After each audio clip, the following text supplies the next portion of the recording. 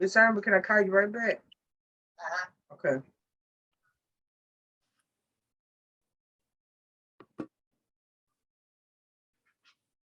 Hello. Welcome to Learn the Truth Reading Fair, Day 10. And I'm Meredith McGee here in Jackson, Mississippi. Hello. Yes. I'm Janice Vincent. I am Vicky Janice Jenkins. Vincent. Go on, Vicky. Go on. I'm sorry, we kept running into each other. I'm sorry, Janice. I'm Vicky Jenkins, and I'm part of the Community Library, Mississippi, and I am on the book club reading fair in Jackson, Mississippi. Hi, I'm Janice Neal Vincent, and I'm happy to be part of this gathering today. Looking forward to learning from the different ones who are here with me. Thank you. Are you reading first? Okay. I'll be happy to read first because I have to disappear within a little time. Okay. But You still Aretha. Okay. yes, I've been working on this book about Aretha Franklin. And of course, we do remember her as the Queen of Soul. And this is by Meredith Oakes, a very interesting book. So now I'm at the end of the book, which features part 4, covering Aretha's honors and awards.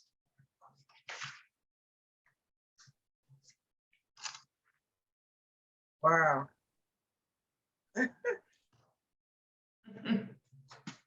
Wow, that's a lot.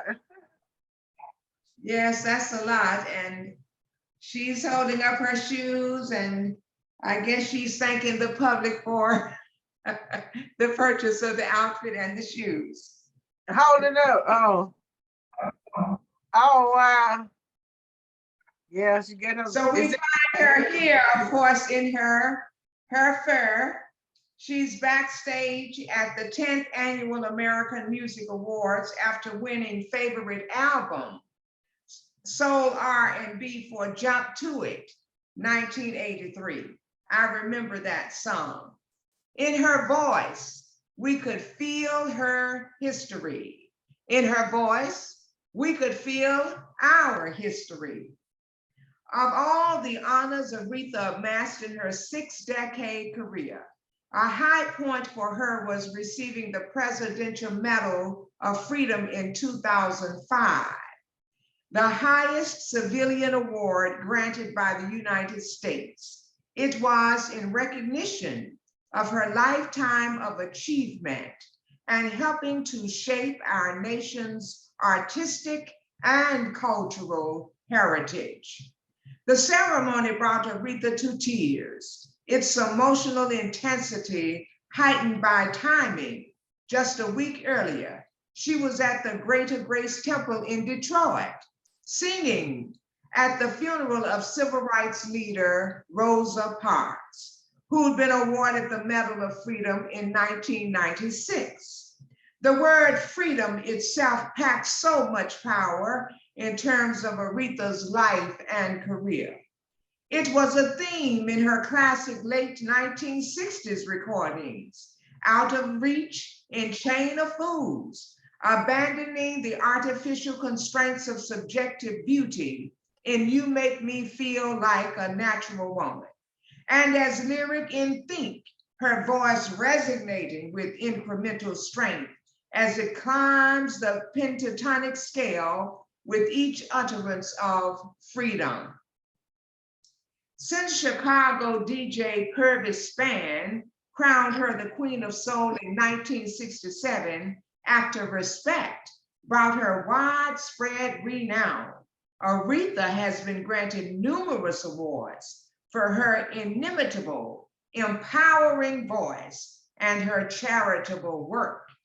And because she occupies a singular space in music and in popular culture, gospel was her footing, but it didn't confine her. Nothing could. No genre, no ideology. Though respect became a mantra, as she put it, for social movements, she maintained that it was about all people, and it remains a universal anthem. She was invited to perform at the White House and did so on many occasions, particularly during the Obama presidency. And she periodically endorsed and campaigned for Democratic candidates. Yet the president who placed the Medal of Freedom around her neck was George W. Bush. Filmmaker, actor Mel Brooks, for example, passed on the Kennedy Center honors during Bush's presidency, and she played with his former Secretary of State, Condoleezza Rice, an accomplished classical pianist, to raise money and arts awareness for inner city kids in Detroit and Philadelphia. Aretha wasn't apolitical. She'd always been involved in political, social, and cultural movements and was frequently ahead of the culture, which ultimately led to more honors in the 1960s. She helped fund family friend Martin Luther King Jr.'s fight for civil rights. She worked through a difficult performance of the national anthem at the ill-fated Democratic National Convention in 1968, unable to hear the military backing band who were on the other side of the convention center.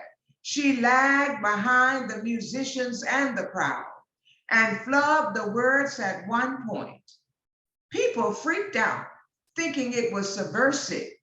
In the early 1970s, she offered to post bail for Angela Davis, the University of California professor, who'd been on the FBI's most wanted list and was arrested for kidnapping and murder. Davis was later acquitted on all charges, though the two women never met. She supported Muhammad Ali during his Vietnam protest. A lifelong boxing fan, Aretha was good friends with Ali, who was awarded his Medal of Freedom alongside her in 2005. 4 years before the Supreme Court made marriage equality the law of the land, she sang at a high-profile same-sex wedding at New York's Four Seasons. The officiant was David Boies, who successfully argued to overturn California's same-sex marriage ban. She called the couple every year to wish them a happy anniversary. She was outspoken about the gender pay gap and told Rolling Stone that women deserve parity and maybe even a little more. She called out designers such as Calvin Klein and Valentino for refusing to make plus-size clothing in 1987, long before anyone gave boys who are above a size 14. And I remember those days when you probably too, the plus-size women were sheltered into a certain type of style. And to me, it was a bland style. Not popular at all, just a straight dress or a straight skirt or a straight top. So Aretha spoke out against this. She was a kind of revolution of her own. Singer, songwriter Carole King said, her talent, to be sure, a Black woman doing her own thing and leading others around her. Yet Aretha mostly stayed above the political fray, enjoying the well-deserved status of national treasure. In death, she brought a divided legislative branch together when both Democratic and Republican lawmakers in the House and Senate co-sponsored a bill to posthumously award her the Congressional Gold Medal, the nation's other highest civilian honor. The last entertainer to receive it was Frank Sinatra in 1997. Who else could unite Senators Kamala Harris, Democrat of California, and Orrin Hatch, Republican of Utah? Only Aretha. At 52, she became the youngest Kennedy Center Honors recipient in 1994. 5 years later, when fellow Detroit and close friend Stevie Wonder won his at 49, Aretha collected a National Medal of Arts. She was an international treasure too, and might have been even more so were it not for her fear of flying. On November 17, 1980, the Queen of Soul met the Queen of England when Aretha did a Royal Command performance at the London Palladium.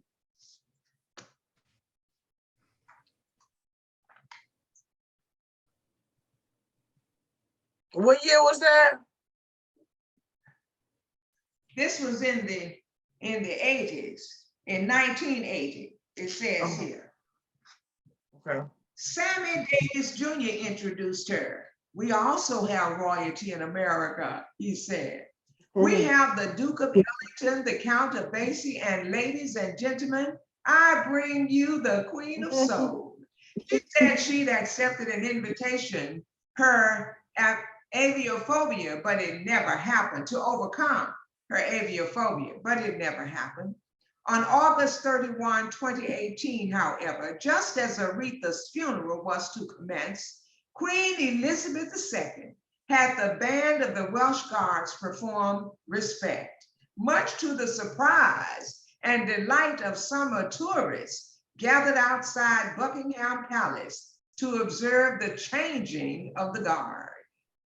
Aretha was ever gracious about winning her many music awards, and she never stopped wanting them. The Recording Academy honored her numerous times, 18 Grammys, the 1991 Legend Award, and the 1994 Lifetime Achievement Award. They also named her Music Cares 2008 Person of the Year at a star-studded gala performance and auction, which raised a record $4.5 million for musicians needing assistance. She won the Grammy for Best Female R&B Vocal Performance 8 years in a row, and another 3 times thereafter, giving her the most wins of anyone in that category.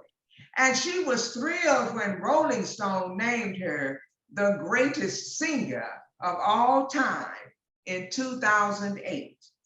That was right out of nowhere. I went, what? What?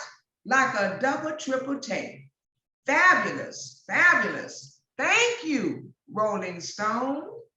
Unbelievable, she told the magazine in an interview years later. As the first woman inducted into the Rock and Roll Hall of Fame, she made strides for women artists and for her music-rich hometown of Detroit.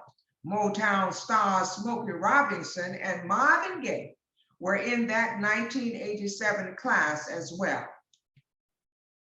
She also kept a near 4-decade stranglehold on the Billboard Top 100 as the female artist with the most appearances, 73, with 17 in the top 10, until March 2017, when Nicki Minaj surpassed her.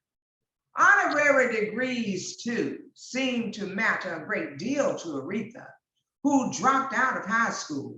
She attended many of the commencements, including Berklee College of Music, New York University, the University of Pennsylvania, and the Ivy League schools recognized by one name like herself, Princeton, Yale, and Harvard. At the latter in 2014, she donned a crimson gown to collect her Doctor of Arts and performed the national anthem for a crowd that included fellow honorees such as former President George H.W. Bush and former New York City Mayor Michael Bloomberg.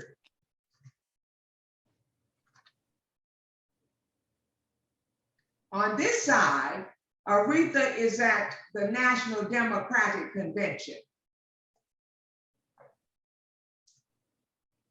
It was her home state of Michigan, however, that bestowed upon her the most singular honor, declaring her voice a natural resource in 1985. It's hard to imagine anyone else receiving such an accolade. Though uniquely hers, it encompassed something even greater. Aretha helped define the American experience. President Barack Obama said, in her voice, we could feel our history, all of it, and in every shade, our power and our pain, our darkness and our light, our quest for redemption and our hard-won respect. She helped us feel more connected to each other, more hopeful, more human. And sometimes she helped us just forget about everything else and dance. President Barack Obama. In her voice was shared the joy, sadness, pain, and faith of a people. Through the power of her artistry, her voice became universal for all people. You felt that in her music. U.S. Attorney Eric Holder.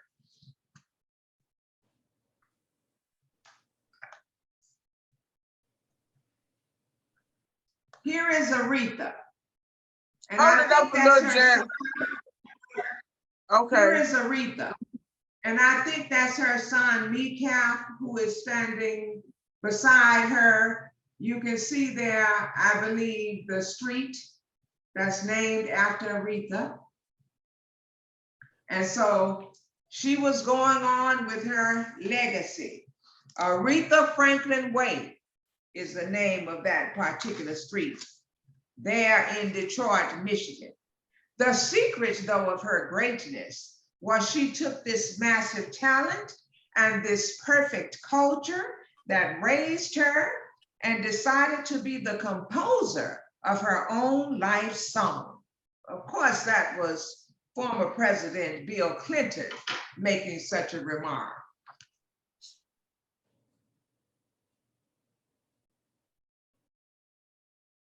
So no matter what they said about the furs, Aretha continued in retaliation and wore her furs in this so-called American dream.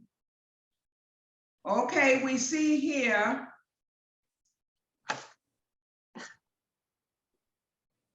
Aretha Franklin with Coretta Scott King. I think that was back in 1967. Then, of course, we're looking at Jesse Jackson, young Jesse Jackson on the other side, who was considered to be, according to his statement, Dr. King's protege.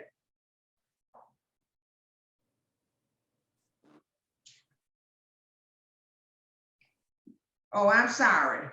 Performing at, okay, I said President Bill Clinton. Coretta Scott King joins Aretha Franklin at an Arista Records reception. So she moved from Columbia Records to Atlanta Records, then finally to Arista Records. And this is the photo I showed you of her and Coretta Scott King is based on Arista Records in 1993. So they were at the Ritz-Carlton in Atlanta during that time. Then as far as Jesse Jackson and Aretha, Aretha looks on as Jesse Jackson speaks to reporters at the Operation Push, People United to Save Humanity, Soul Picnic in New York. That was March 26, 1972. And behind Jesse Jackson is Betty Shabazz, widow of Malcolm X. And so it talks about the different ones, and you probably remember Louis Stokes, who's at the far right of Aretha Franklin. Who was Louis Stokes? Louis Stokes, do you see Aretha Franklin? Uh-huh. Oh, who was he? Yeah. Louis Stokes was prominent during that time, Ohio congressman. He was Ohio congressman. Oh, Louis okay. Stokes.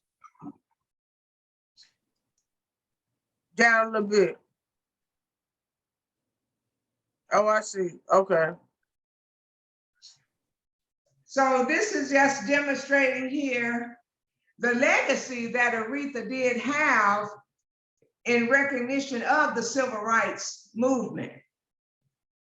And that song, Respect, became the civil rights movement song, the Aretha Franklin version.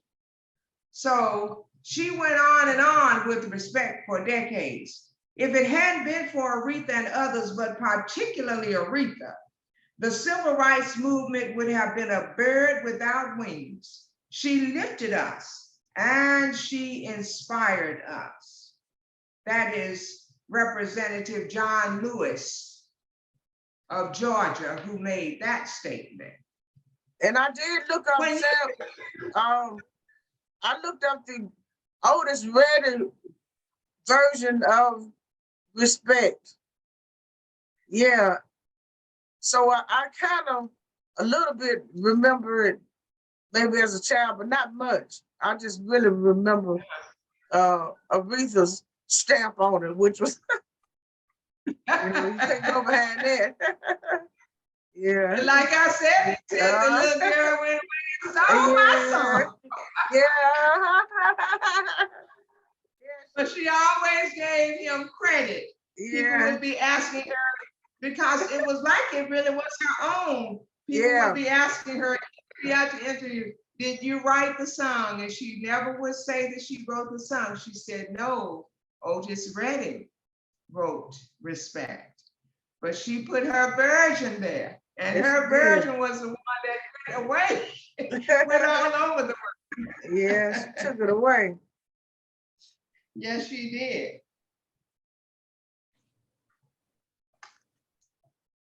Do you see this? Now, who is that standing behind her? Oh, that's all the second Bush.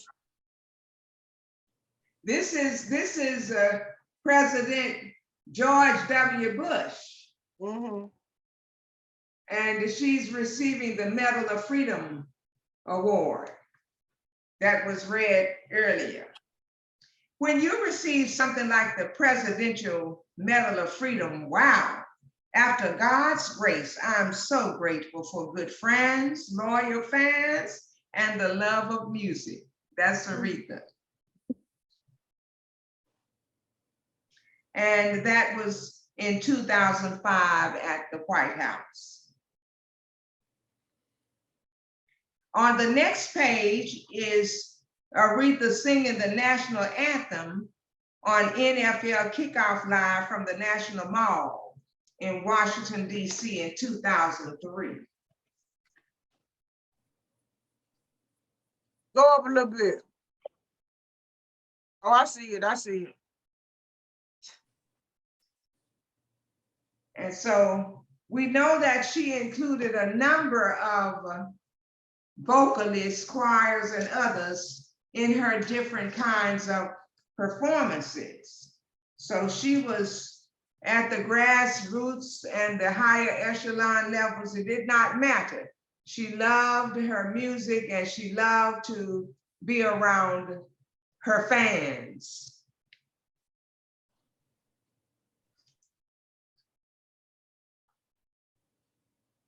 Go up a little bit. Where was she then? She was in DC? Yes, it looks like she was there in DC with the Obamas and President Biden. Oh, okay. It says, First Lady Michelle Obama, President Barack Obama, and Vice President Joe Biden watched as Aretha Franklin performs during the dedication of the Martin Luther King Jr. Memorial on the National Mall, October 16, 2011. Okay. I'm trying to. Then Aretha sings at the National Portrait Gallery Gala, November 15, 2015.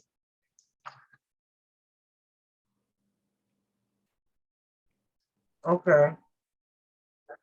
And she got another honorary degree on the next one, huh? Yes, here she's at the piano during commencement ceremonies after being awarded an honorary doctorate degree from Harvard University in 2014.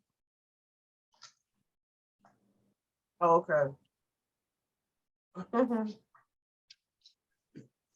So she moved on despite having high school education all the way up to the university level with her singing and receiving honorary doctorates. We can all learn a little something from each other. So whatever people can take and be inspired by it is great. That's Aretha speaking. Okay. And of course, you more than likely remember this lady with Aretha. Lena Horne. Yes, Lena Horne. At the Paramount Theater in Madison Square Garden during the Essence Awards, where both were honored. That was April 1993.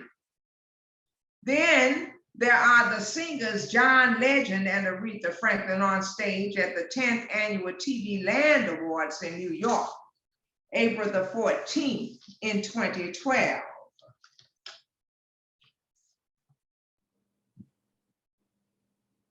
Okay.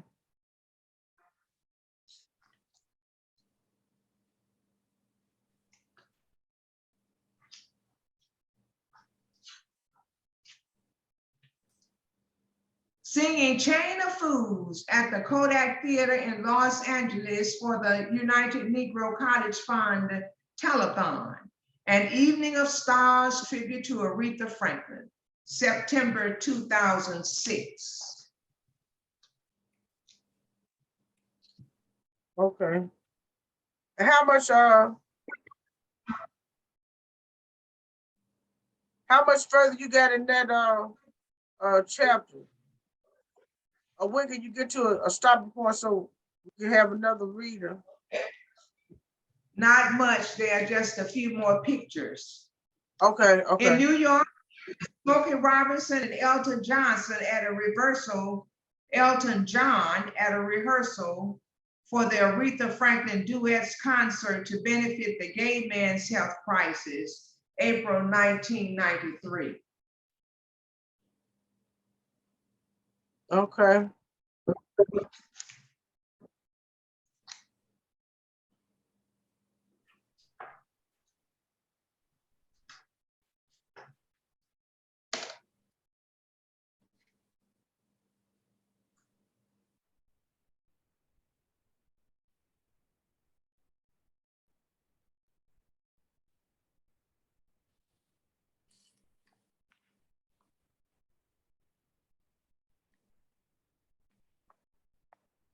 That's her son.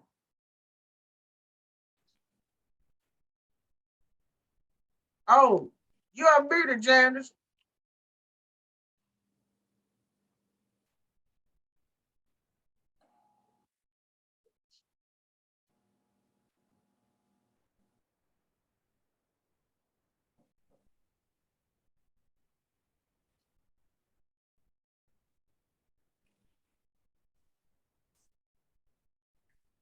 Do you hear me now? Yeah. Okay. Was that I'm her sorry. son or was she at a wedding? Yes, this was her son with her in 2014, March 2014, her 72nd birthday. Oh, that's a birthday party. And this is Willie Willie Wickerson, the man who was with her for more than 30 years, and he was there with her when she passed. Willie Wickerson. He's Oh, from okay. Michigan, and he was a retired fireman. Preparing to perform during the gospel tradition in Performance at the White House 2015. She is surrounded by fans Oh, okay. at the White House. Mhm.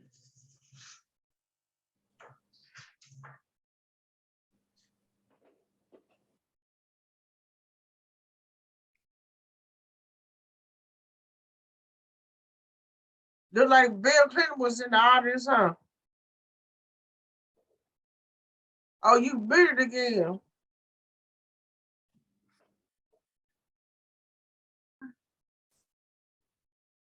I don't know why it's muting me. Do you hear me now? Yes. So those are photos of her at the White House, such as this one.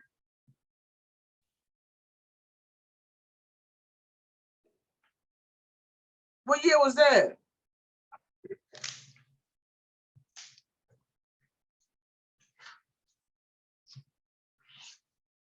This was, I have to go back,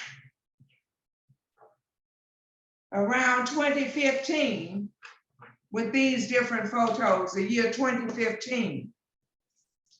She's paying their respect. This is the end. And I can actually stop here and take up on tomorrow regarding the Apollo and the message for her to rest in peace. I can end it on tomorrow. Okay, okay. Okay, Okay. very good. There are only about 3 or 4 pages left. Thank you so much. Thank you. I appreciate it. And I look forward to hearing the rest of it tomorrow about Aretha Franklin, the Queen of Soul.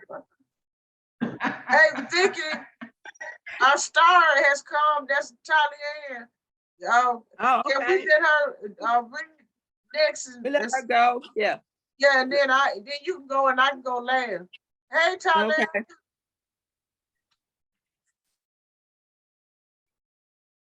Hey, Charlie. Y'all look at Charlie. She got her hair all done, looking so cute. Oh, yes. Yeah. Cute. Yes, anybody birthday over there? No, ma'am. Oh, okay. The birthday is next month. Okay. All right, so what you Pretty. read today, Charlie? Lily's Purple Plastic Purse by Kevin Hitson. Okay, very good. This girl has perfect attendance, y'all. We gotta do something special for her. Yes, that's She wonderful. has to be Mr. B. And just reading away. Yes, that's right. Her brain gonna be full. Lily loves school. She loved the pointy pencil. She loved the squeaky chalk. And she loved the way her boots went click, clack, click down the long shiny hallway. And Lily loved her privacy on her own desk. She loved the fish sticks and chocolate every Friday in the lunchroom. And most of all, she loved her teacher, Mrs. Slinger. Mrs. Slinger was as sharp as a Texan. He wore an Arctic shirt. He wore glasses on a chain around his neck, and he wore a different color tie for each day of the week. Wow, said Lily. That was just about all I could say. Wow. Instead of greeting students or good morning, Piplets, Mrs. Slinger winked and said howdy. He thought the desks and rows were old-fashioned and boring. Do you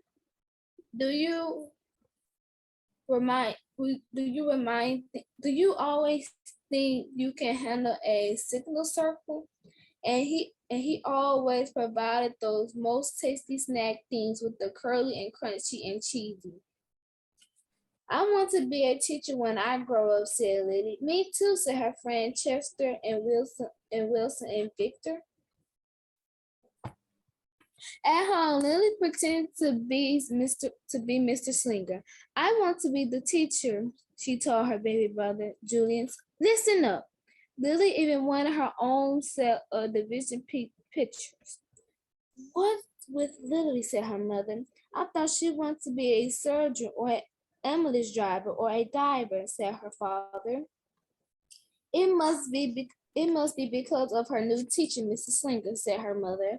Wow, said the father. That's all just about he could say was wow. When the students had free time, there was a pyramid to go to the light bulb lab in the back of the classroom. They experienced their ideas, creating, drawing, and writing. Lily went off often. She had a lot of ideas. She drew a picture of Mr. Slinger. She wrote a story about him too. During sharing time, Lily showed her creator to her entire class. Wow, said Mrs. Slinger. That's all just I could say is wow. Big friendly Mr. Nice Man together. By me, Lily. And at the very last second, Mrs. Slinger saved the cold, staring. When Mrs. Slinger had bus duty, Lily stood in the line even though she didn't ride on the bus. Lily raised her hand more than anyone else in the class, even if she didn't know the answer. Call me, please, please. And even involved to stay after school to clap the erasers. I want to be a teacher when I grow up, said Lily.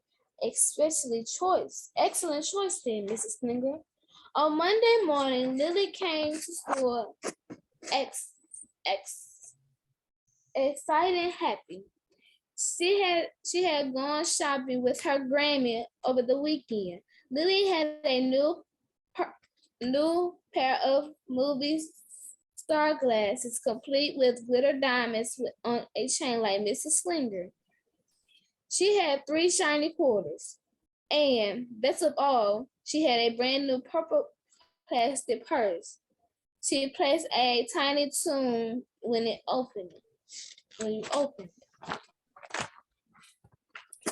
wanted to show everyone. Not now, said Mrs. Slinger. Listen to our story. Lily had harder time listening. Shh.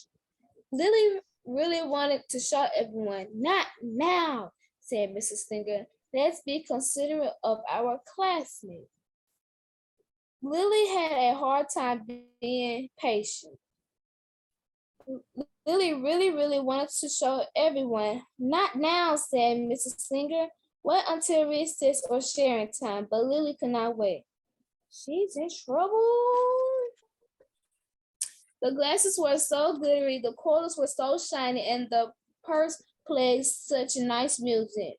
Not to mention how excellent it was for storing school supplies. Look, Lily whispered Frenchly. Everyone look. Look what I've got. Everyone looked, including Mrs. Slinger. He was not happy. I'll just keep your things on my desk until the end of the day, said Mrs. Slinger. They would be safe there, and then you could take them home. Lily's stomach grouched. She felt like crying. Her glasses were gone, her quarters were gone, her perfect plastic purse was gone. Lily longed for her purse all morning.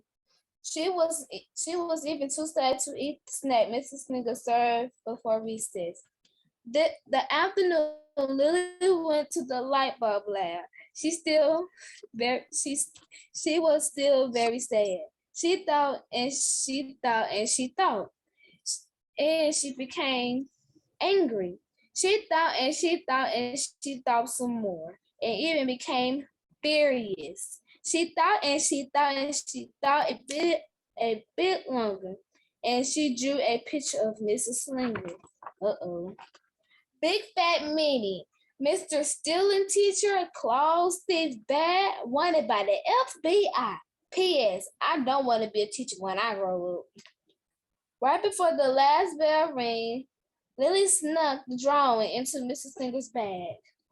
When all the students were bun and zip and snap and tie and ready to go home, Mrs. Singer strolled over to Lily and gave her a purple plastic purse bag.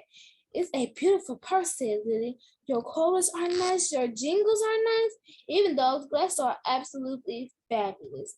You may bring them back to school as long as you don't disturb the rest of the class. I do not want to be a teacher when I grow up, Lily said, and marched out of the classroom.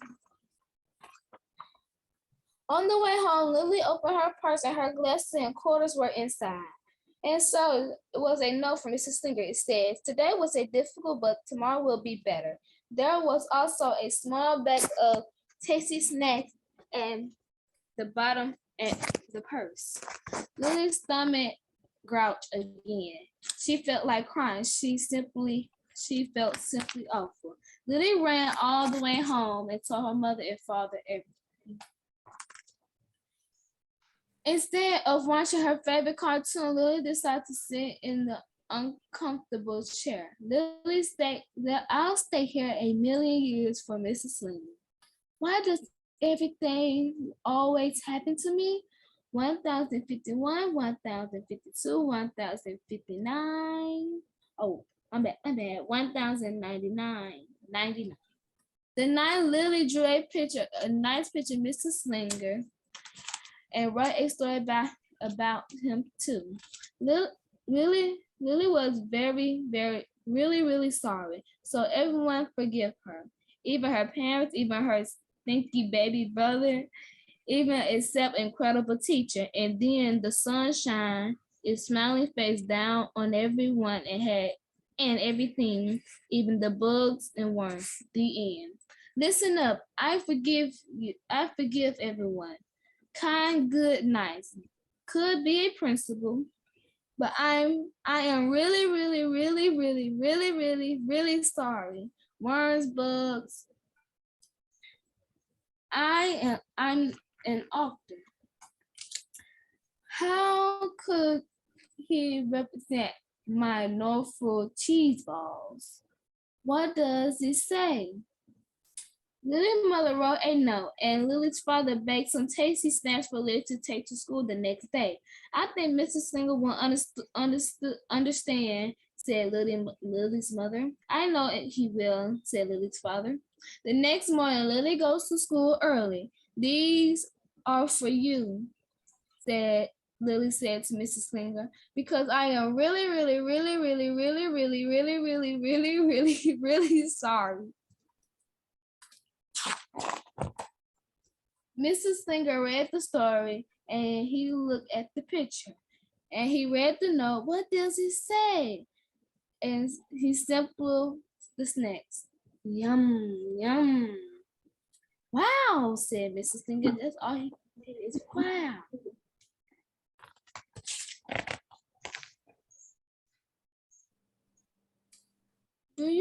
What do you think we should do with this? Asked Mrs. Slinger. Could we just throw it away? Excellent idea, said Mrs. Slinger. I like having an extra pocket with a rodeo inside. 3/4 are even better than a dollar bill because they are noisy and gorgeous, perfectly for my harmless rags. During share time, Lily disposed that the many used and a unique things of her purple plastic purse, her shiny quarters, and her glittering movie star sunglasses. Then she did a little performance using them as props. It called Interesting Dance, said Lily. Mrs. Singer joined. Wow, said the entire class. That's all they could say is wow. Throughout the rest of the day, Lily's purse and quarters and sunglasses were tucked safely inside her desk. She picked on them often, but did not disturb a soul. Right before the last bell rang, Mrs. Singer served Lily's snacks to everyone, delighted. What do you want to be when you grow up? Asked Mrs. Singer. I want to be a teacher, everyone responded. Lily responded as the loudest. Excellent choice, said Mrs. Slinger. Hooray for Mrs. Slinger! Delight. Wow, goodness. Yep, no fiddle cheese balls. As the pimples fell out of the classroom, Lily held her purple plastic purse to her heart. Mrs. Slinger was right. It had been a better day. Lily ran and skipped and hopped and flew all the way home. She was so happy, and she really did want to be a teacher when she grew up. Attention, attention, woo, woo. That is when she didn't want to be a dancer or a surgeon or an ambulance driver or a diver or a pilot or a harvester or a scuba diver. But still the doctor's here. Ready for takeoff? The end.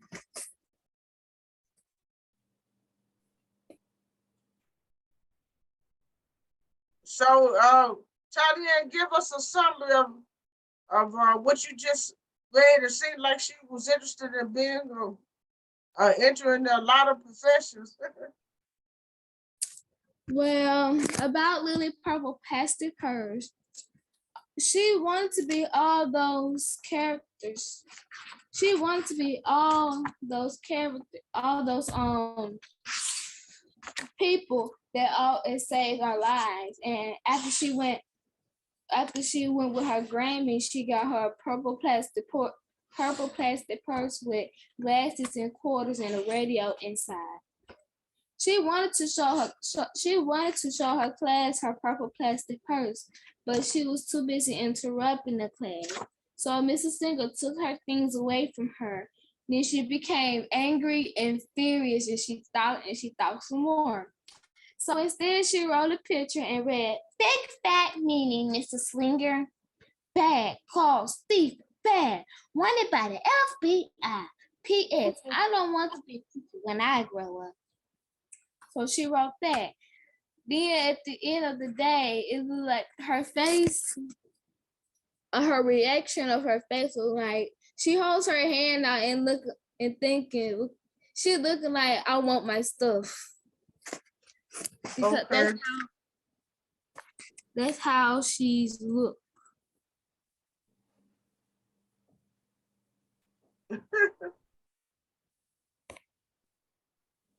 Well, did the teacher give it to her? Yes, and then she marched. It was like she snatched it from him and walked out the classroom. And this is how the picture looks.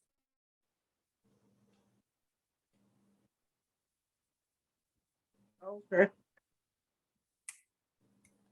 And it's a purple purse too. Mm-hmm. And what is that? That's red.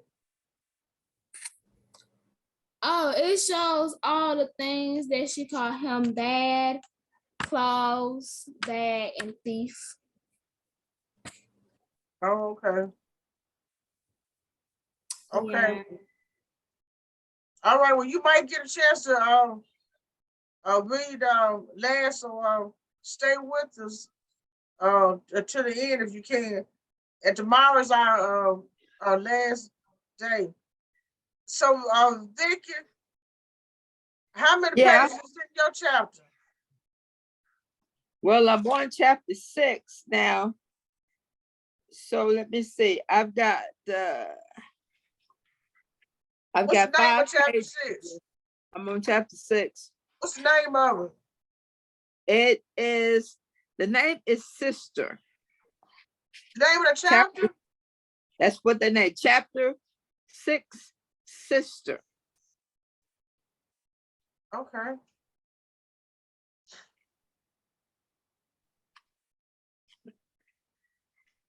It's been 2 days since I fell out with Jerica. 2 long, boring days.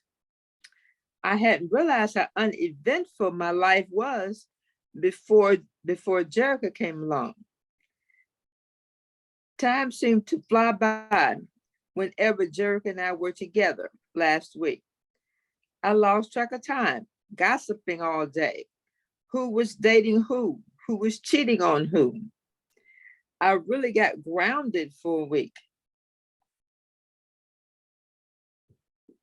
After I really got grounded for a week coming after street lights were on. I've watched the day slowly turn into night. The slowly soulless. I find scour knowing that I had still have my buddy, Julius, to hang out with. Today, he asked how to hang out with a little before night, before he asked, let me say, I was on it. He asked how long he could stay out and hang out a little before he went home. Even if he was from mannish, overly talkative fifth grader, let's just cut through the park today, Julia said, already crossing the street toward the park. I don't mind anything to keep from heading home. Meadow Park's is small, only a swing set, a slide, monkey bars. It was a few weathered benches, strategically placed throughout the small lot. Basketball court, northern corner of the park, which was the main attraction. The reason why most of the neighborhood kids come in the first place. It's small, but it gives many of the children something to do instead of being cooped up in the house all the time. You want me to push you on the swing if you need a lift? Push me on the swing. Do you need a lift on the monkey bars? I asked teasingly. Julius doesn't respond. Instead, he runs toward the basketball court. As I take a seat on one of the benches, I see some smaller kids swing their legs back and forth on the swing with smiles as big as the horizon. I watch two toddlers hold hands as they run off to the next adventure. No worries, no cares, just kids who biggest concerns in life is to have much fun as possible. I can't help but to feel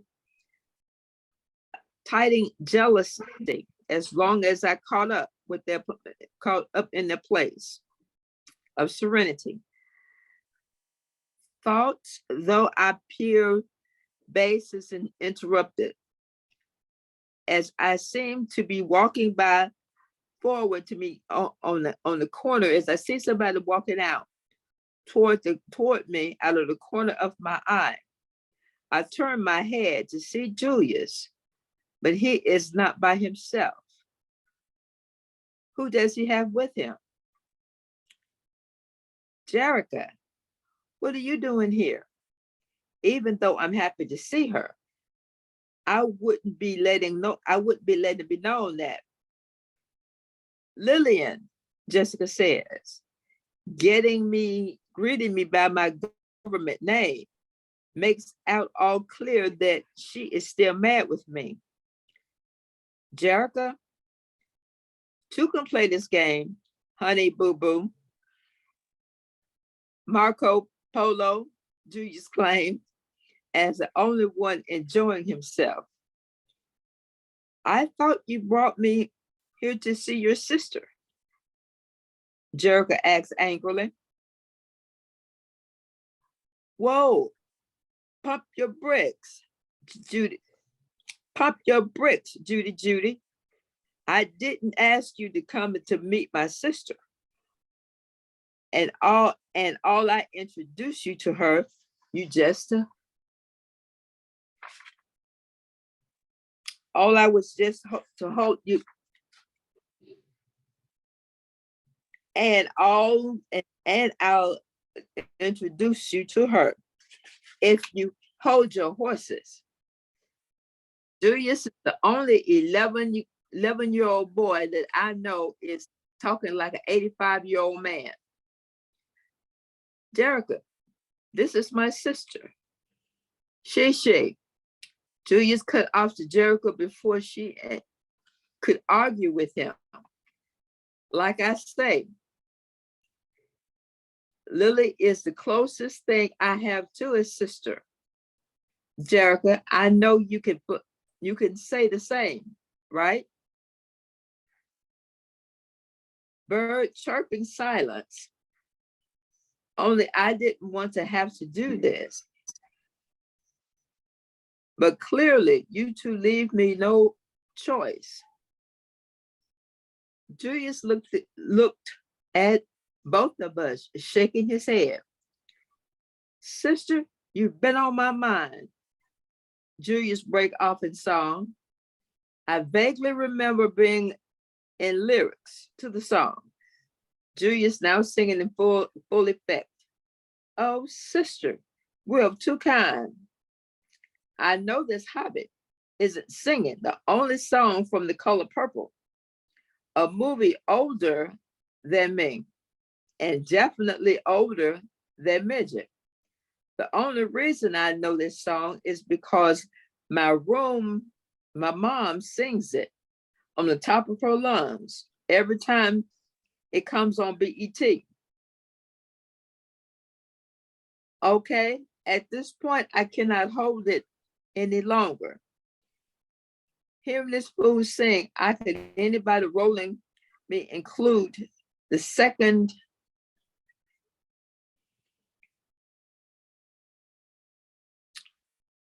older than Midget.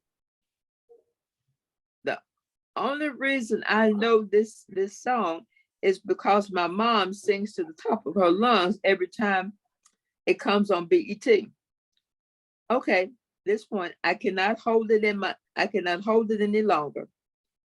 Hearing this fool sing, and I could anybody rolling me included, but the second there, I think Jerica was still mad with me because I do not hear her anything until I turned around and see her, whose body is shaking uncontrollable as she lets out one of her long silent laughs. Before I knew it, all three of us were laughing hysterically. I nearby choke, laughing hard, and it seems to start up another round of laughter. It isn't until the ball is Julius the way we stop. It isn't until the ball hits Julius that we stop laughing. Who throw the ball back? Throw the ball back, stupid. I recognize the voice. I see whose face it belongs to. Can you hear? Do you not understand, retard? Asked the boy who I saw throwing the ball on Julius in the hallway, in the alleyway. Jared, for a brief moment, Julius paralyzed as it really messed up when he outgoing. And for a brief moment, Julius is paralyzed, really messed up. Seeing an outgoing, talkative boy turns into a mesh in the presence of a bully like Jared. My heart turns toward him, and I wish I could protect him from people like Jared, whose lack of human decency wreaks the havoc of the innocent people like Julius, and for that matter. I open my mouth, give Jared a few choice words, and suddenly Julius bends down and throws the ball back over to Jared. So you're trying to hit me again with the ball. You're trying to hit me with the ball, huh? Jared asked angrily. Just like a bully who uses to start up sometime. No, I wasn't. I was just returning the ball like you asked, Julius replied. Before Julius could finish the sentence, Jared is suddenly in his face. Nah, I think you were trying to hit me. So hit me now. I'm right here, Jared said, pushing Julius so hard he fell to the ground.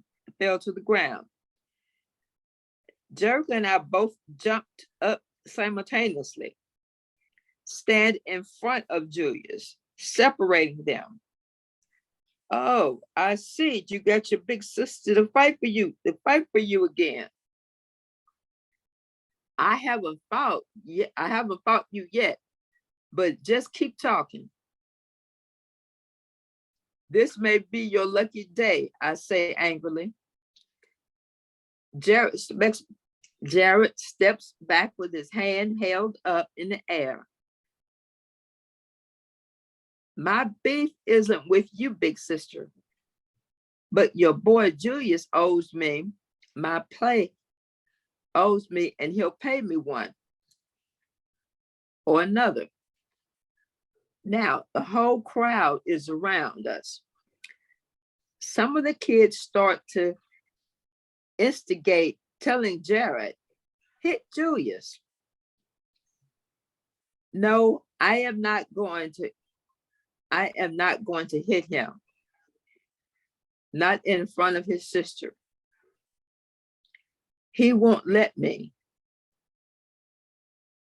But you best believe he is not going to be around to protect. She's not going to be around to protect him forever, he said, looking directly at Julius. Jared turns his head and walks over to the basketball court. The crowd begins to clear up when he realizes that he isn't going to fight after all. I look to see how Julius is doing, Jericho. I'll look to see how Julius is doing. Jericho has helped him up and is dusting the dirt off his clothes. I look him into the eyes and see tears forming. You're going to be all right, Julius, I said sympathetically. I'm really, Lily, just because right now I'm not so sure. I don't know what to do. I've never done anything to Jared to make him treat me like this. So how do I fix something that I don't know how to fix it? I don't stand up for myself because he's bigger than I am. I don't say anything to him because I'm scared he'll beat me up. You know how embarrassed I am. I'm going to keep going over my head and things that can change. I'm going to keep over my head that things can change. But I don't see my situation getting any better, Julius said, single tear rolling down his face. You need to tell your parents, get the school involved, Jericho chimed in. I'm ready to go I've already told my parents. We've been to the school 2 times already, and it gets better for a while, but it comes back. Jared again. I wish I could move. I don't know that something is going to happen anytime soon. I wish I could just go away and leave me alone. Wish you could go away and leave me alone. I just don't have what else to do anymore. I feel hopeless, he said. The pain and hurt is overwhelming. You don't know what to do, I thought. You don't know what to do. I thought you just said you go to Sunday school. You learn anything about it? Learn anything from it? When you can't do something, when it's too much for you to handle, when you hold on to your people that love you and even they can't help you. Julius didn't reply. He was looking to Jericho, desperate for an answer. You pray, Julius. You get on your knees, ask God to help you. You ask God to tell you what to do. You ask God to give you the hope when you give you hope when you feel like nothing will work out. And when you pray, you must believe He can do it and will do it. And that's all you have to do. Jerica, I'm not old enough to pray. I wouldn't know what to say. What do you mean you're not old enough? You think a certain age is needed before you, it is a certain age is needed before God. Grandma laughed at me and long time ago and said the greatest warriors don't fight with their hands. They fight with their prayers. That is a thing to limit your prayer, especially when you know that some kids are going through as much or if not more than adults.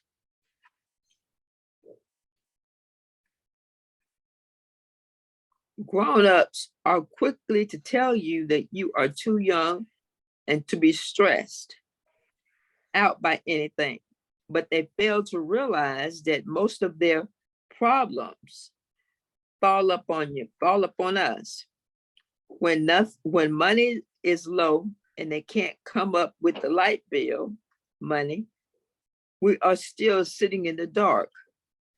We deal with hunger, pains, and there is no food in the refrigerator. We go through this bullying. We go through bullying pains, even when we can't afford to buy a decent pair of shoes, not them. And it's worse for us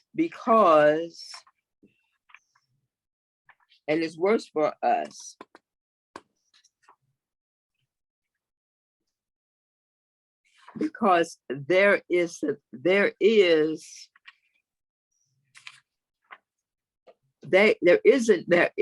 anything we can do about it. We can't go out and get a job because we're too young. Then they have the nerve to ask us why we have an attitude. Failing to realize our attitudes are a result of disappointment and heartache, and for hearts you're too young to comprehend. But pray, let God know you need Him in your darkest and most vulnerable times. Believing with every prayer you say, God is listening. But when you can't give up, you have to pray through anything that you're going through. Jerica turns at me and looks at and this is what I was trying to tell you, Lily. I hate seeing you give up. I want you to stop giving up so easily on your happiness. Preach it, said Jericho. Julia said, waving his hands like he was a deacon in church doing testimony service. I smiled at Julius as Jericho puts him in a headlock. It's good to see him to pick up his old self again. Thanks, Jericho. During the last couple of years, I have spent my life living hopeless because there is no way I could imagine becoming someone prettier, someone cooler than some of the students at school. I could no longer see if the story ending the way others desperately feel the story anyway, ending in others in despair and pain. But I have accepted this pain for so long, and that it's what Jericho has been trying to tell me, express to me. That's chapter 6.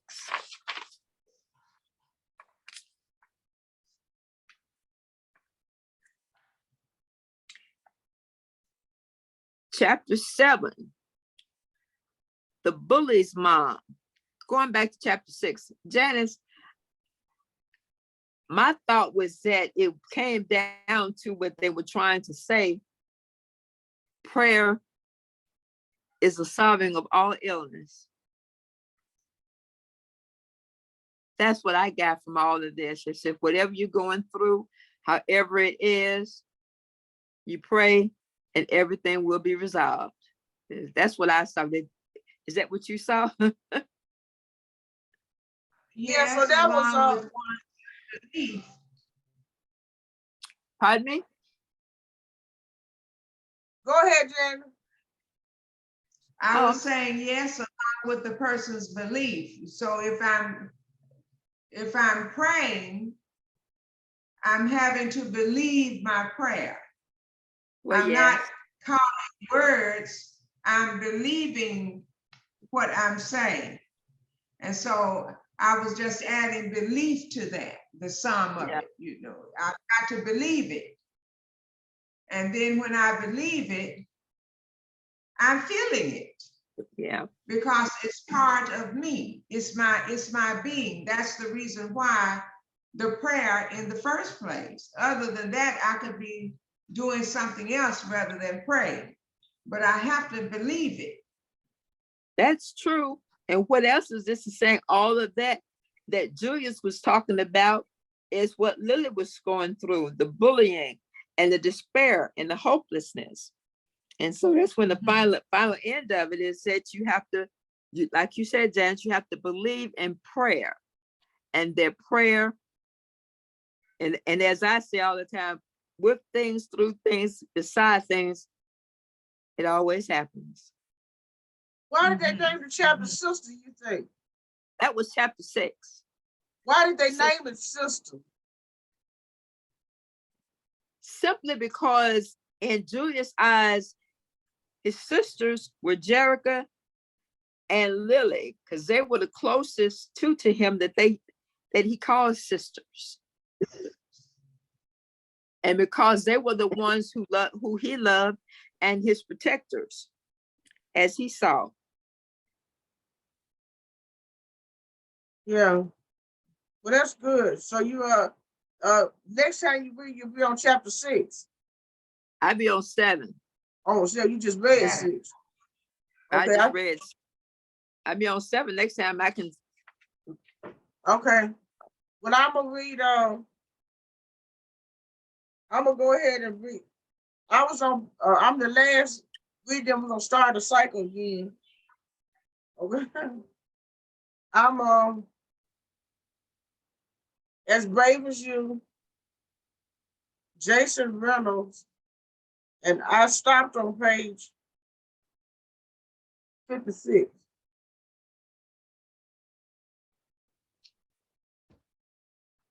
And the two main characters in this book are boys, Jenny and so no.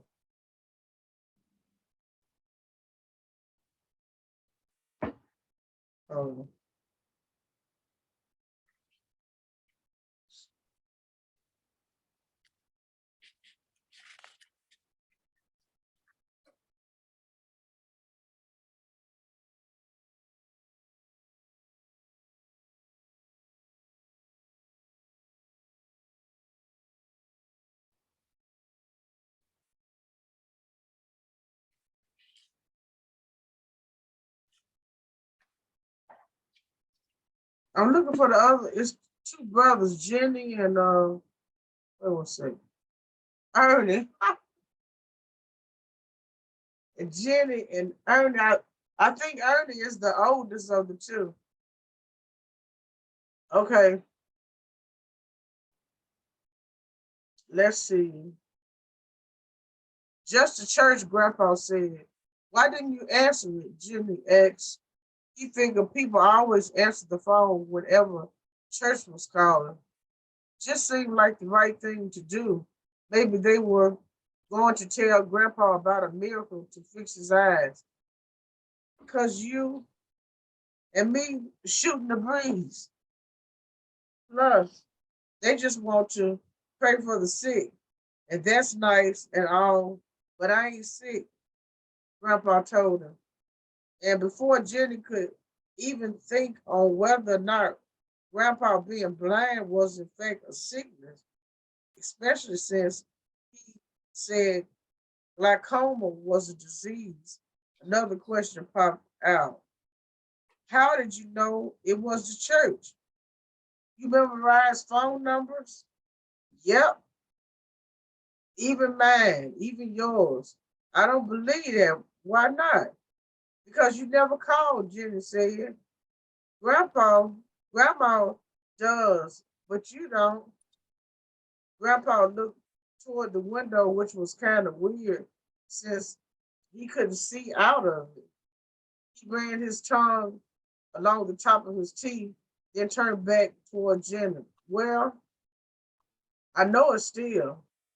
Then what is it? Uh-huh. He tapped his forehead with his pointer finger.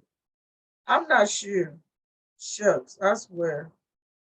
This has never happened. See, Jenny knew Grandpa couldn't have known. Grandpa poked him in the arm. How did he know his arm was even there anyway? Then Grandpa said, I'm joking. 646-555-8349. I can tell you your daddy's cell, your mama's cell, and their work numbers too, if you like, boss, and your address. What is it then? My address, Jenny couldn't seem to stop testing him. It's 346 Mason Street, Brooklyn, New York, 11233. The man on the radio was laughing about something, then said, it's just unbelievable. And even though the announcer was talking about news, it seemed like he was talking about Grandpa. Jenny smiled and took another sip of tea. So what else you got, Grandpa? Crunch. Okay. Jenny thought madly for a next question. Got it. Why you wear those sunglasses if you can't see no sun? Grandpa laughed just like the man on the radio had. Why do I wear them? Because they look cool. Why else? That was the same reason Ernie wore his all the time. Total repeat and repeat. Jenny looked at his reflection in Grandpa's shades. Then he held up a finger, moved it close to Grandpa's face. He just had to try it. Get your finger out of my face and ask the next question. Grandpa was blind, but he had no, his senses kicked, the extra senses kicked up. He could tell something was in his face. Grandpa demanded, not in a mean way, but definitely in a serious way. Jenny yanked his hand back so fast he banged it on the table. Ah, yes. Flicking his hand around like it was on fire. Grandpa just grinned. Okay, Jenny said, massaging his fingers. Do you just sit here all day? Do I what? Of course not. That's no way to live. Plus, this seat is too hard on my old butt. Jenny wanted to follow up with, but you got a gun back there. So don't that hurt it? But for some reason, he just couldn't bring himself to say it. So he asked, how do you know where your room is, though? Or what if you got to go to the bathroom? I'm only blind, son. My junk still works. Grandpa's shoulders began to bounce up and down. Not like that, Jenny yelled, bursting out laughing. I mean, how? I count. Jenny raised one eyebrow. Man, I hate man. I used to, but now I love it because I have to use it every day. What you mean, count? From my room to the kitchen, 13 steps. From my room to the bathroom, 10 steps. From the kitchen to the bathroom, 6 steps. From the kitchen to the front door, 11 steps. It's all counting. That's cool.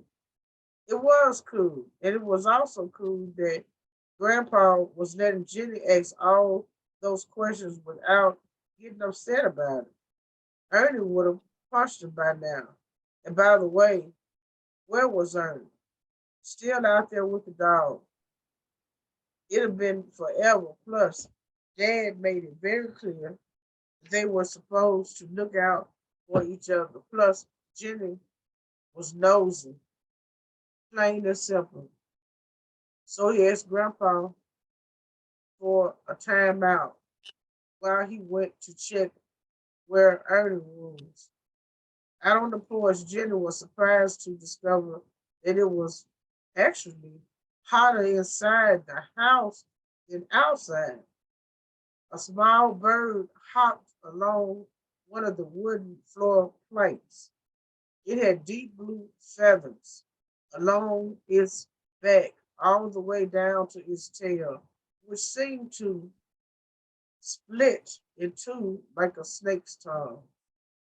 The blue of the bird came up over its head and eyes like a hood under the peak and all along the chest, the feathers turned reddish orange. Jenny had never seen a bird like it. He was used to pigeons, birds that matched the color of concrete. Nothing like this, a bird that matched the color of the sky and the country dirt. It pecked at something in between the cracks. Jenny slowly squatted to get a better look without scaring it off. But of course, that didn't go as planned. In one quick, fluid moment, the bird lifted its head, turned it all the way around, spied Jenny, and flew away. Jenny jumped off the porch and headed around the side of the house to where Ernie was stroking the top of Samantha's head and whispering in her ear like a weirdo. What you doing, Jenny asked. Teaching her some stuff, Ernie said. By talking to her. Yeah, there's a whole TV show dedicated to this method, Ernie said.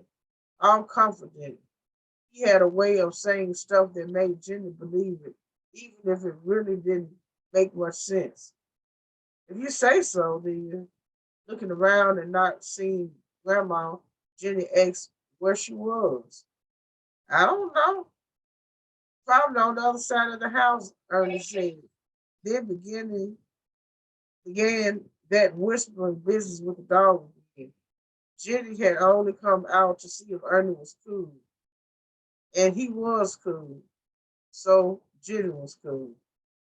Okay, I'm gonna stop there. And Jenny was the one nervous about spending the summer with his grandparents because his grandfather was blind, but his grandfather had showed him that he's blind, but he still has some independence. He counts to walk to the bathroom, how many steps to the kitchen, to the front door, and he can do a lot of things. He even poured him some tea. So he knows his grandfather is blind, but he knows how to do a lot of things. And I guess that uh, Jen is now more comfortable about spending 2 weeks at his grandparents' house while their parents go to, I think, Jamaica. Okay, so Charlie Ann, what you got, girl?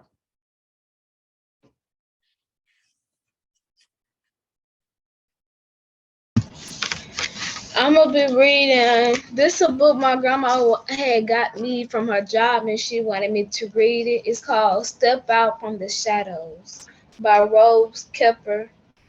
Where?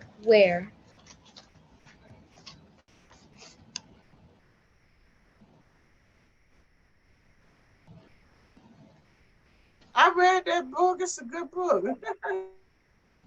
And she also had got it. She actually had got it written by the author too.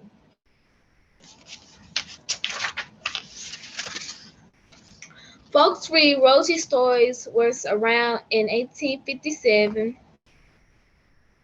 1863, 1865, 1868, 1870, or 1896.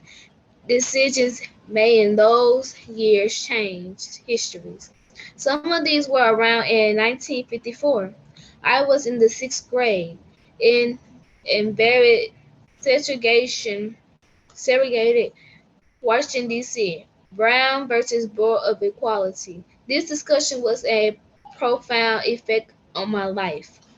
No, it was not a decision that convinced me to go to a white school. For the first time, I was a casting child. I had been permitted to go to those schools for the days I started first grade, but all those years I had been thorn by something not just related to schools. I could remember understanding why there were drinking fountains with signs over them that says color. Why did some public restrooms say whites only? I questioned why colored people had to go to the back of the bus. As an 11-year-old child, I have become uncomfortable with the ways things were. The Supreme Court discovered came at a time in my life when I could compare and act. Black became important part of my life. In the early 60s, as a student of Florida State University, I had the privilege of a course in Maryland the first African American student at FSU, Max Court. Max graduated in 1865, as did I. A few years later, I was married in Washington D.C. Max also moved to D.C. Max and I could meet for lunch during the week, and I found memories of Max entertaining my husband and we in his apartment.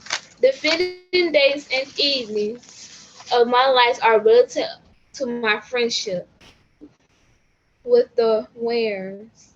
Probably May of Rose Reader was around in 1950s, 1968, and 1970. Those were key dates of Rose. Sure, Rose's life has been filled with other dates of certificates, but for a few minutes thinking about what happened in those 3 years Rose was born. She left Mississippi to go to Los Angeles for college. She married Dolphy. Where were you living and what were you entertaining in those years? Intimate of signature in signature in terms of who your friends were. Where you lived, shopped, and went to the movies. If you lived somewhere other than the deep south, were you aware of what was really going on in that area of our country? Think about your life as those years prophetess an important backdrop of reading Rose's story. Were you aware of the initial certificate even of 1955, 1960, 1962, 1963, 1964, 19 1965, and 1968. Sure, all readers was undone her Martin Luther King Jr. 1963, I Have a Dream, a speech and scene picture of hundreds of thousands of participation in the March on Washington. You get inspired by the speech, and then just 5 years later, you will regret and angered by Dr. King's assignment of mission. Fast forward to the final descent of the 20 countries. August of the August of the amongst the standout of the 1990s for me. I met Dafia Ware. We were on the board of ECFA, Female and Cultural Federal Abilities, together. As our friendship developed, I heard about Rose and their 3 kids. Our friendship grew we when we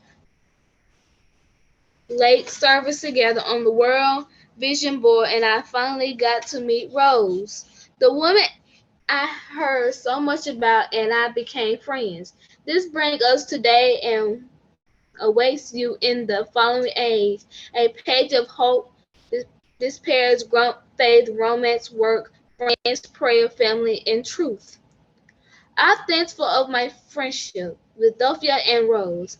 Have, Having her and giving Dufia books to friends, I was so pleased that Rose had finally become convicted to her story. It's a completed one. You will be challenged to put yourself in Rose's place and consider what you would have done to develop for a child of product in Mississippi. To someone stepping out and go to LA for college and accept no money and not even surgery of admission. To a young woman marry someone who wanted to return to the place from which they had both escaped. To a young mother. To a person who came to understand that Jesus wanted to personal relationship with her. To a woman who needs to find her Mitch. To a mother who had to go through the terrible of loss of a child. To a person who have heading of founders that present others. For people in relative Mississippi who had childhood like those of Rose and Delphi. If you haven't heard the pressure of meeting Rose in person, you will meet their story. Griffin joins Godwin in New Mexico, June 2010. Coming full circle. It was a long way to go to the back to where I began. 50 plus years earlier and an ocean away, my siblings and I, all 10 of us, had spent many of hot summer afternoons circling our yard, playing games. A touch, a task, and when chance I lost my yellow basket. Actually, whoever was it would shake this or her hip at one of the others, and a new round would begin. Poor, black and young in Mississippi as the civil rights movement gathered steam. We were a first large absolute to the reshaping of our national that was already understanding. Later, of course, we would become awkward of the relative injustice all over us, and would in a relative of way to seek to many things better for others, our neighbors, or our child. Our children. But back then, our windows on the world were small, and our days were filled with simple things: playing video games together, carry water so Mama could turn for flowers, throw a baseball with Dad, won't meaning say, have cut plans confessively if they had allowed black and the liquid back then. Going fishing and helping on our family farm. Now, on my first ever visit to Africa, I watched the children of liberty play games, marbles similar to those my brothers and sisters and I played.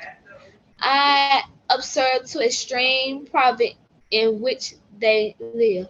I felt the opposite heat of men down sun, and I am transported back in my own childhood. Often a circus of service as a symbol of freedom, except in childhood games at a rec test. Going going around in circles is not considered to be a good thing. The feelings that we've gone and going at, but going now where? Furious us terrible. There is an element of that for me on this visit to motherland. How is it the people still live in this and in 209? Haven't this world made more progress than this? So I'm gonna stop right there. It's it's a lot of pages. It's about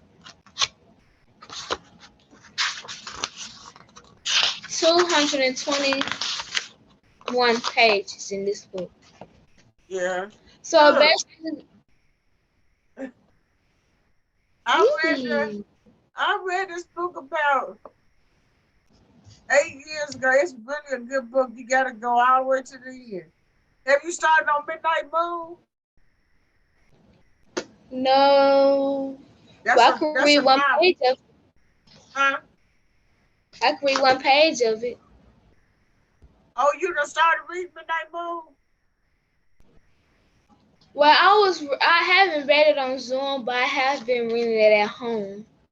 Oh, you have. Okay, you and what's your favorite character? You like Shula? What's the other one there? Ma'am, Which character you like? Shula? What's the other character's name? They I like Shooter. Shooter. Shula. Oh yeah, yeah. She's like the main character too. Yeah, about your age. Uh huh. Okay, well, very good. Well, anyway, this is a great place to stop at because we only have like 4 minutes to 4 anyway. So tomorrow we'll finish uh whatever we started. Vic, you think you'll be able to finish reading tomorrow? Yeah, Well, how I many should chapters be. you got? Well, I've got 3 chapters. I'm on Oh, you 7 got now. 3 chapters. Are they small? Yeah, small chapter because the last one is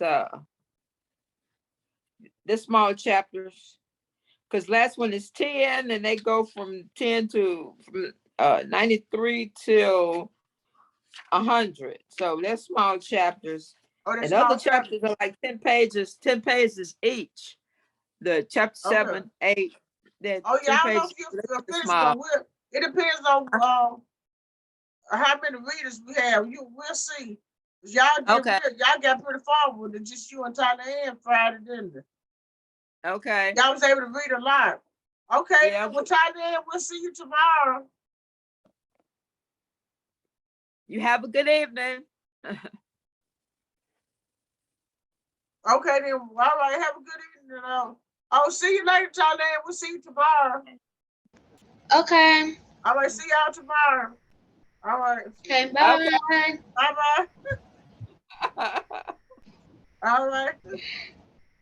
Charlie put the black power up too. I started her yesterday on